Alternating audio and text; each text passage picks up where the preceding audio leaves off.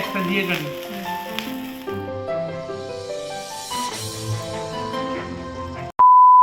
Good morning everyone, নতুন একটি ব্লগে তোমাদের সকলকে অনেক অনেক ওয়েলকাম। আশা করছি সকলে ভীষণ ভালো আছো। কদিন থেকে ব্লগ সেরকমভাবে আপলোড দিতে পারছি না। এটা প্রায় দুদিন আগের ব্লগ, কিন্তু আমার এডিট করে উঠতে পারিনি। সত্যি ভীষণ ব্যস্ত ছিলাম, আর শরীরটাও একদম ভালো ছিল না, তো তার ব্লগ করা হয়নি। তো সব কাজকর্ম সেরে স্নান টান সেরে নিয়েছি, মাঝখানে ঘরদোর মোছা সব কাজই করেছি। তো এখন ফটাফট রেডি হবো, একটু যাবো কোথায়, চলো ব্লগটা দেখতে থাকো, তাহলেই জানতে পারবে। মার দেওয়া চুড়িদারটা পরে এখন আগে ফটাফট রেডি হয়ে নেই।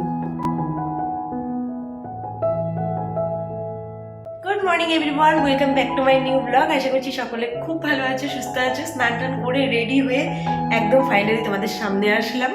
তো এখন যাচ্ছি বাড়ি, ঘরদোর গোছানো, সকাল থেকে অনেক কাজকর্ম করে এখন আর মর্নিং নেই, অনেক বেলা হয়ে গেছে। এত দেরি করে যাচ্ছি, ভেবেছিলাম একটু তাড়াতাড়ি বাড়ি যাবো, কিন্তু যেতে পারিনি। ঘুরতে যাওয়ার কোনো প্ল্যান নেই, বাড়ি যাচ্ছি, এমনি সাজুগুজু করে যাচ্ছি আর কি। মানে ঘুরতে যাবো বলে না, মায়ের নতুন ড্রেসটা দিয়েছে, তাই ভাবলাম এটা পরে একটু সাজুগুজু করে যাই, এই আর কি। তো চলো ব্লগটা এখন থেকে শুরু করছি। আশা করছি আজকের ব্লগটা খুব ভালো লাগবে, তো স্কিপ না করে শেষ পর্যন্ত দেখতে থাকো। এখন ফটাফট যাই বাড়ি, বা একবারে ওই বাড়ি গিয়ে তারপরে কথা হচ্ছে।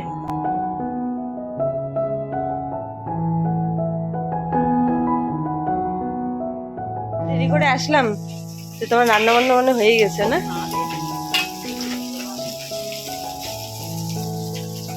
এসে আগে মার সাথে দেখা করে ঠাকুর প্রণাম করতে চলে আসলাম। আর মার এদিকে দেখো সকাল সকাল পুজো টুজো দেওয়াও হয়ে গেছে। বাড়ি চলে আসছি, এখন গিয়ে মার হাতে হাতে একটু দেখি রান্না করি, একটু চিকেনটা হাতে রান্না করবো, চিকেন টিকেন রান্না হবে হয়তো। তো এখন ড্রেসটা চেঞ্জ করে নিই। আর এটা হচ্ছে আমার আজকের ড্রেস। তোমাদের দাদাভাইয়ের জন্য তো মা নতুন জ্যাকেট এনেছে, তো তোমাদের দাদাভাই আজকে পরবে কিনা জানি না। ভেবেছিলাম আজকে কোথাও এদিক ওদিক ঘুরতে যাবো, কিন্তু ঘুরতে আর যাওয়া হবে না। আমার এত ঠান্ডা লেগেছে না, যদি বাইকে যাই তাহলে ঠান্ডা একদম আমার জীবন শেষ হয়ে যাবে। আর টোটোতে যেতে একদমই ভালো লাগে না কোথাও, তো আর কোথাও ঘুরতে টুরতে হয়তো যাবো না। তো এখন ড্রেস চেঞ্জ করে রান্নাবান্না করে নিই। আর মেকআপ টেকআপ কোনো কিছুই করিনি, শুধু ইয়ারিংটাই পরেছি। এসে আগে ঠাকুর প্রণাম করলাম, মা বাবাকে প্রণাম করলাম, ভাবলাম একসাথে করবো, কিন্তু তোমাদের দাদাভাই কখন আসবে কোনো ঠিক ঠিকানা নেই, তাই ভাবলাম না আমি আমার প্রণামটা সেরে নিই। তো করে নিলাম। এখন ফটাফট ড্রেসটা চেঞ্জ করে তারপরে একটু মাকে গিয়ে হেল্প করে দেবো রান্না।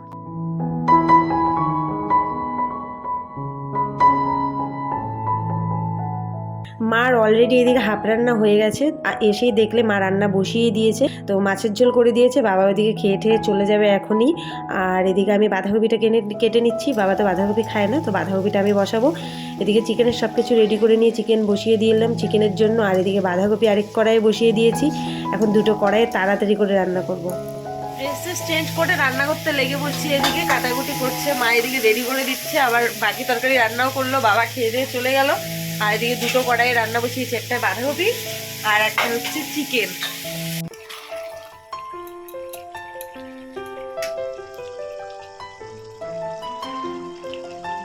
তো রান্না বান্না কমপ্লিট, খেতে বসে পড়ছি। আজকে যে চুলবুলি আমাদের বাড়ির গেস্ট, দিদনের খাওয়া হয়ে গেছে, দিদনের দিকে বসে আছে আমাদের। দিদন আমার সাথে ঝগড়া করছে, বাবা আজকে আমার বিয়ে, আজকে আমার বিয়ে, আর আজকে তুমি ঝগড়া করো, এটা কি ঠিক? জ্ঞান দাও, আচ্ছা পরে জ্ঞান দিও, আগে খাইনি। আর মা এখনো খেতে বসেনি, মা তুমি একবারে নিয়ে বসো। আজকে রান্না বান্না হয়েছে বেগুন ভাজা, বাঁধাকপি, তারপরে চিকেন, চাটনি, আর ওই গামলায় মাছের ঝোল আছে, ওটা দেখালাম না কারণ ওটা আমি খাবো না। এতগুলো চাটনি লাগে দুইজনে, এটাই একসাথে চলো খাওয়া দাওয়া করে না, এখন আরামসে একটু শান্তি মতো আমরা গল্প করবো, ঝগড়া করবো, তারপরে খাওয়া দাওয়া করে তারপরে একবারে দেখা হচ্ছে।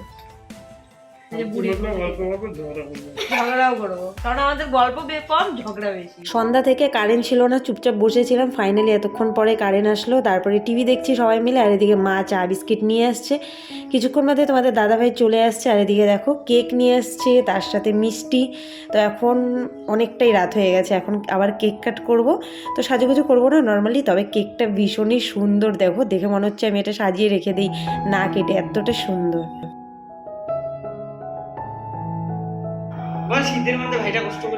আহারে সত্যি রে, বেচারা সারাদিন কাজকর্ম করে আসলো, আমি জোর করে ডেকে নিয়ে আসলাম, তাই কম্বল ছেড়ে আসলো। এই যে নিয়ে ব্ল্যাঙ্কেট গায়ে দে। আজকে কোনো কেস টেস পাইলেন দাদা?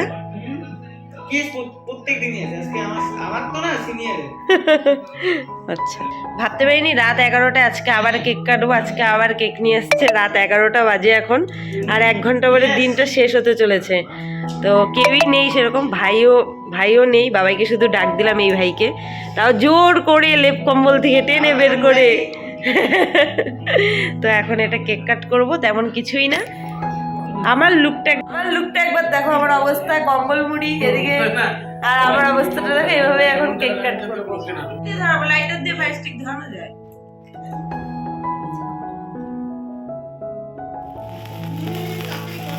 আরে একটা দিয়ে কাটি।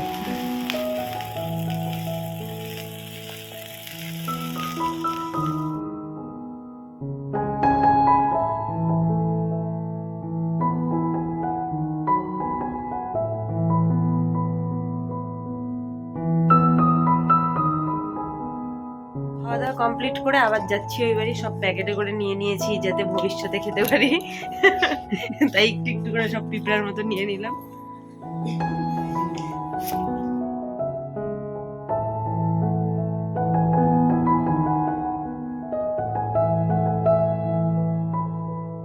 বাড়ি চলে আসছি, এসে একবারে ফটাফট বিছানা করে নিয়েছি, প্রচন্ড টায়ার্ড।